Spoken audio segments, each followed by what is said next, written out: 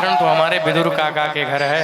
देख, दो ही स्थिति में कोई भोजन पाता है, या तो बहुत भूख लगी हो अथवा खिलाने वाले के मन में प्रेम बहुत हो कि नहीं नहीं महाराज, आपको तो बिना कुछ पाए हम जाने नहीं देंगे, जबरदस्ती पवाना। और दुर्योधन, तेरे मन में इतना प्रेम नहीं है कि मैं पा पाऊं, और न तो ये द्वारिका नाथ इतने भूखे हैं कि तेरे यहाँ प्रसाद पाए। मेरा निमंत्रण तो मेरे विदुर काका के घर है। ओह, विदुर जी का नेत्र भर गया। भैया, हम कब इनको न्योता दे दिए? हमने तो इनको बुलाया भी नहीं, और ये कहते हैं हमारा विदुर काका के घर निमंत्रण है। दौड़ पड़े और जाकर के अपनी पत्नी से बोले, अजी सुनती हो, द्वारिका नाथ अपने घर आज प्रसाद पाएंगे। सुध बुध भूल गई विदुरानी की, क्या कन्हैया आने को बोले हैं? हाँ, हम कुछ बाजार जाके तैयारी करते हैं। और ठाकुर जी जब दरवाजे पर आकर के ये कहते हैं, काकी जी, तो न तो विदुरानी को वस्त्रों की सुध रह गई, न अपनी सुध रह गई। अस्त व्यस्त होकर के दौड़ी दौड़ी आई, भगवान की अगवानी किया। आसन सीधे करके बैठाया जाता है, उल्टे करके बैठाया जाता है, परंतु प्रेम के मारे ऐसी बावरी है गई कि पीढ़ा उल्टा करके कन्हैया को दिया, और भगवान मुस्कुराते हुए उसी उल्टे पीढ़े पर विराज गए।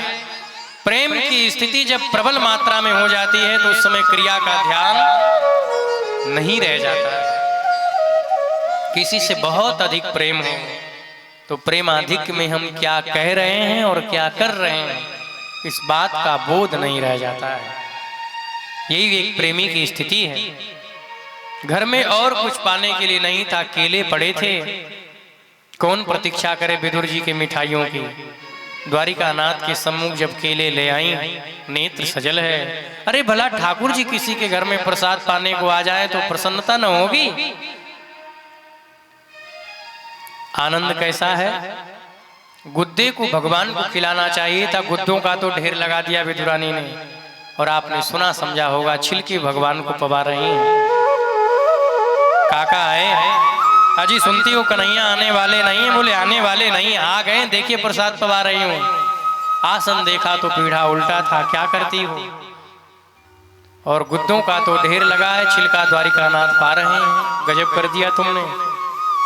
सावधान किया भगवान ने, काका जी एक बात कहूं, हो सकता है आपकी मिठाइयों में कृष्ण को वो स्वाद ना आ पाए जो आप लेके आए। मुझे जो विदुरानी काकी के छिलके में स्वाद आ रहा है ना, भी ये स्वाद आपकी मिठाइयों में नहीं आ पाएगा। क्यों? मैं तो यही समझता हूं कि संसार में भंडारा तो जहां तहां चलता ही रहता है, परंतु 2 बार मैं अपने आप को तृप्त माना हूं। कहां कहां? बोले तुलसी या संसार में सदा होत जीवना, कै शबरी कै विदुर घर, तृप्त भयो द्वै बार। या तो मैं माता शबरी के उस बेर को खा करके तृप्त हुआ था, अथवा आज ही काकी जी तुम्हारे इस छिलके को खा करके मैं प्रसन्न हो रहा हूं। नेत्र भर गया। बोले महाराज, भगवान का प्रेम कब किसके ऊपर कैसे बरस जाएगा कौन जानता है। पांडवों को भगवान जगह जगह पर बचाते रहे, परंतु जब कौरवों ने एकदम से ही कुपित कर दिया, स्थिति युद्ध की ही बना दिया। भगवान बहुत प्रयास किए कि युद्ध से बचा जाए, युद्ध से बचा जाए, लेकिन कितनी बार ये अपराध आतंक सहेंगे भाई। जब अपराध का अतिक्रमण हो जाता है तो फिर युद्ध भी संभावित हो जाता है। अरे धृतराष्ट्र की आंखें नहीं थी, अंधे तो थे, लेकिन हृदय भी इनका अंधा हो गया था पुत्र के मोह में। पांडवों का समय पूरा होने पर भी राज्य नहीं दिए, लाक्षा भवन में आग लगवाई, क्या क्या नहीं किया महाराज। भरी सभा में देवी द्रौपदी को लज्जित करने का प्रयास किया गया। क्या करुणा रही होगी उस समय जब पांडव चाह करके भी द्रौपदी को नहीं बचा पा रहे हैं। दुशासन साड़ी खींच रहा है। देवी द्रौपदी ने सोचा कि हमारे कृपाचार्य जी, द्रोणाचार्य जी बड़े वीर हैं, ये हमको बचा लेंगे, मेरे पति बड़े पराक्रमी हैं। परंतु ये पति तो स्वयं देवी द्रौपदी का भी जुआ लगा दिए थे, और पितामह ने दुर्योधन का अन्न खाया है तो कुछ कह नहीं पा रहे हैं। जब देवी द्रौपदी समझ ही गईं कि अब द्वारिका नाथ के अन्यत्र और कोई शरण मालूम नहीं होती। हे राजन, जब तक जीव को अपने बल का अभिमान रहता है तब तक ठाकुर जी के कृपा का विधान नहीं हो पाता है। और जीव जब दोनों हाथ उठा करके ये कहता है, हे द्वारिका नाथ, बस मेरा जो प्रयास प्रयत्न था मैंने कर लिया, अब सारी बागडोर मैं आपके हाथ में सौंपता हूं, आप जानो क्या करना है। भगवान का नियम है, जो जहां से बुलाता है ठाकुर जी वहीं से चल के आते हैं। देवी द्रौपदी ने भगवान को द्वारिकाधीश कह करके बुलाया। बोले, हे कृष्ण द्वारिका वासिन क्वासी क्वासी महाभुज कौरवे हे परिभूता नाम किम न जानासि केशव।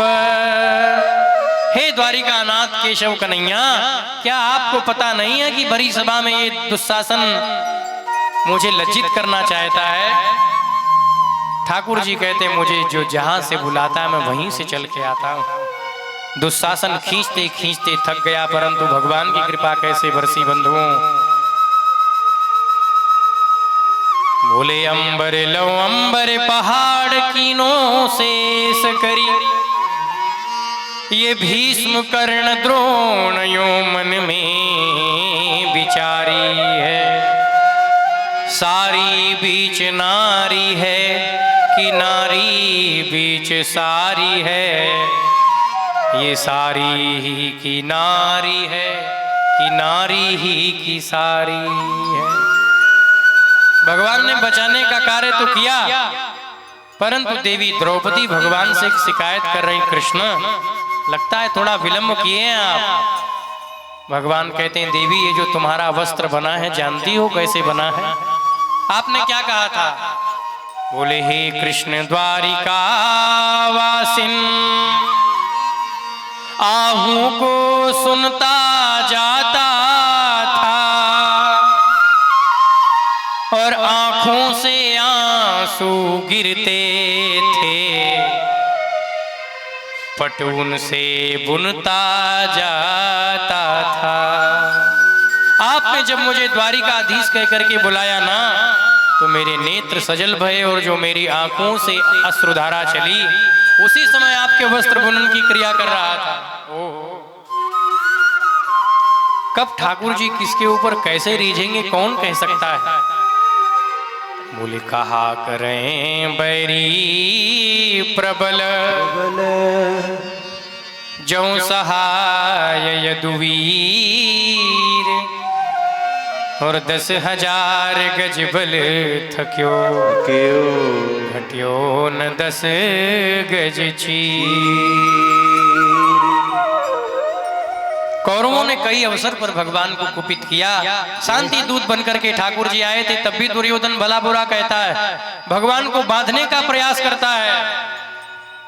ठाकुर जी इस अवसर पर अपने आप को कहने लगे, कुछ तो करना चाहिए।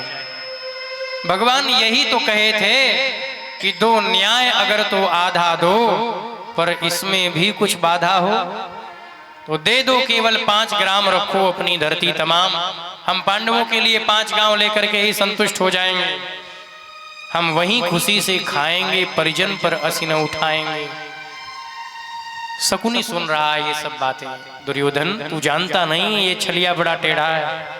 ये 5 गांव नहीं मांग रहे, ये 5 राजधानी मांगते हैं। दिल्ली का पुराना नाम था इंद्रप्रस्थ, राजस्थान का पुराना नाम था यमप्रस्थ, और अवंतिकापुरी को मांगा तीसरे रूप में, और वारुणावतम काशी नगरी को मांगा, और 5वें गांव के रूप में हस्तिनापुर की याचना प्रभु ने किया। तो दुर्योधन से शकुनी कहने लगा कि भांजे, आपने देखा सुना है कि नहीं शकुनी को? हाँ। बोले, अब तो अपने पास कुछ बचा ही नहीं। तुम समझते नहीं हो, ये 5 गांव नहीं, ये 5 राजधानी मांगने के लिए अपनी बात रखे हैं कृष्ण। और ये विदुर जी सलाह के रूप में ये कह रहे हैं कि ये दुर्योधन अपने घर में रोग रूप है, इसको त्याग दो, नहीं तो कुछ नहीं बचेगा। बुद्धिमानी यही है कि किसी अंग में रोग हो जाए और उसके प्रभाव से पूरी शरीर नष्ट होने को